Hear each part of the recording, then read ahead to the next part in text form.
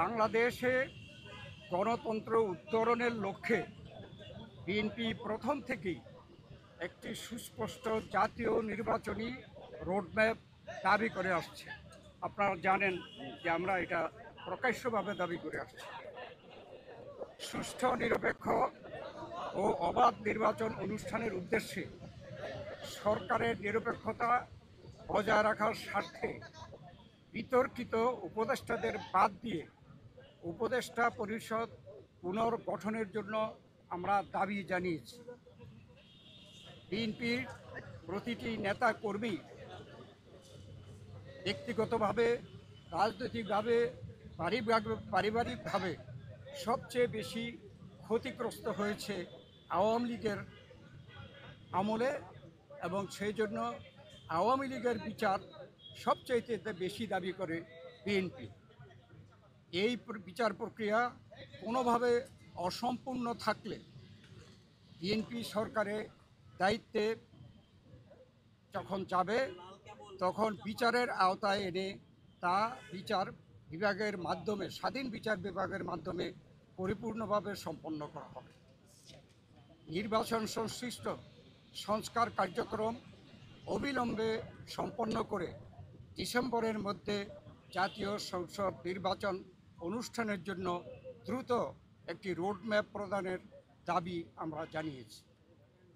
বাংলাদেশের মানুষ বিশ্বাস করে যে অন্তর্বর্তীকালীন সরকারের মূল দায়িত্ব হচ্ছে একটি সুষ্ঠু, নিরপেক্ষ নির্বাচনের মাধ্যমে বাংলাদেশকে গণতন্ত্রে উত্তরণের প্রক্রিয়া দ্রুত সম্পন্ন করা হবে। যে কোনো উছিলায় নির্বাচন যত বিলম্ব করা হবে, আমরা মনে করি জাতির কাছে আবার স্বৈরাচার পুনরায় ফিরে আসার ক্ষেত্র প্রস্তুত হবে। এর দায় দায়িত্ব বর্তমান সরকার ও তাদের সাথে সংশ্লিষ্টদের উপরে বর্তাবে। বিএনপি সম্প্রতি যে নানা ধরনের গুজব আছে, সেই প্রেক্ষিতে আমরা বিএনপির পক্ষ থেকে বলেছি, বিএনপি কখনই প্রধান উপদেষ্টার পদত্যাগ চায়নি, বরঞ্চ প্রথম দিন থেকেই এই সরকারকে সর্বাত্মক সহযোগিতা করে আসছে।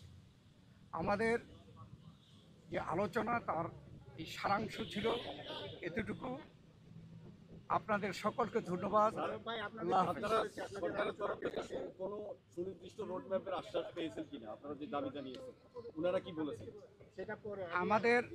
আমাদের যে আলোচনার মধ্যে আসছে সংস্কার, বিচার এবং নির্বাচন মূল। আমরা বলেছি একটার সাথে আরেকটার কোনো সম্পর্ক নাই, কেননা সংস্কার চলমান বিষয়, এটা চলতে থাকবে। আমরা আশা করেছি এই সরকার সকলের সাথে ঐক্যমতের ভিত্তিতে একটা সংস্কার প্রস্তাব দেবে, সেটা চলমান থাকবে। এবং আমরা যদি ভবিষ্যতে জনগণ আমাদেরকে ক্ষমতায় বসায়, আমরা সেই সংস্কার চলমানভাবে আমরা সংস্কার বাস্তবায়নের আমরা প্রচেষ্টা নেব। আর মামলাগুলোর ব্যাপারে বাংলাদেশ জাতীয়তাবাদী দলের আমাদের দেশনেত্রী বেগম খালেদা জিয়া, ভারপ্রাপ্ত চেয়ারম্যান তারেক রহমান থেকে শুরু করে আমরা এবং সেই তৃণমূল পর্যন্ত আমাদের নেতা কর্মীরা সবচেয়ে বিক্ষুব্ধ। আমরা এই স্বৈরাচারী ফ্যাসিস্ট সরকারের কর্তা ব্যক্তিদের এবং যারা দায়ী তাদের বিচার চাই। অতএব আমরা তো বিচারের পক্ষে, তবে বিচার ব্যবস্থা যে স্বাধীন চাই, আমরা স্বাধীন বিচার ব্যবস্থা এই বিচার সম্পন্ন করবে। এটাও কোনো দিন তারিখ ঠিক করে দেওয়া সম্ভব না, বিচারের আওতায় আনা হবে।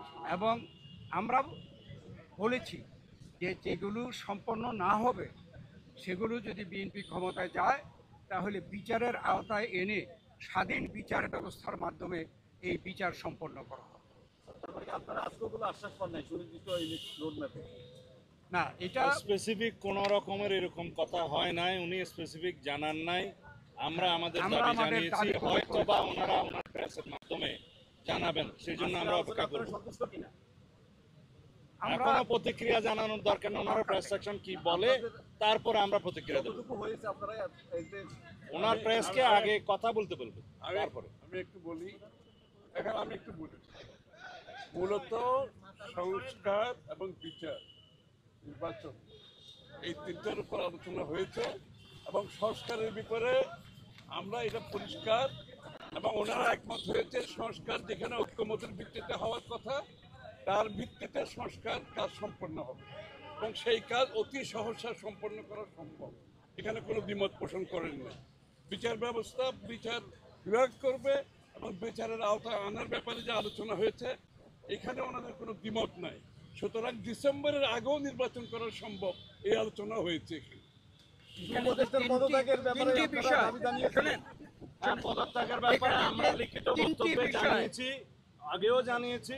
নিরাপত্তা উপদেষ্টা এবং আর দুইজন ছাত্র উপদেষ্টা যাদের কারণে এই সরকারের নিরপেক্ষতা ক্ষুণ্ণ হচ্ছে তাদেরকে বাদ দেওয়ার জন্য আমরা আজকেও লিখিত বক্তব্য আমরা দিয়েছি। ওনারা মুখেও কোনো বলেছি। আশ্বাস বা কিছু দিয়েছেন? সেই আশ্বাস ওনারা দেখবেন, আমরা আমাদের বক্তব্য দিয়েছি। থ্যাংক ইউ, যে তিনটি বিষয় থ্যাংক ইউ। যে তিনটি বিষয় নিয়ে আমরা কথা বলেছি, আপনারা শুনেছেন, সংস্কার, বিচার এবং নির্বাচন। আমরা স্পষ্ট ভাষায় বলেছি যে দে আর মিউচুয়ালি এক্সক্লুসিভ, একটার সঙ্গে আরেকটার কোনো সম্পর্ক নেই এবং যদি দ্রুত নির্বাচন দেওয়া হয়, আমরা স্পষ্ট ভাষায় বলেছি আজকে বাংলাদেশের যে নৈরাজ্য হচ্ছে, যে আইন শৃঙ্খলা পরিস্থিতির অবনতি হচ্ছে, এক অ্যানাউন্সমেন্টের ফলশ্রুতিতে বাংলাদেশের শান্তি শৃঙ্খলা এবং গণতন্ত্র ফিরে আসবে।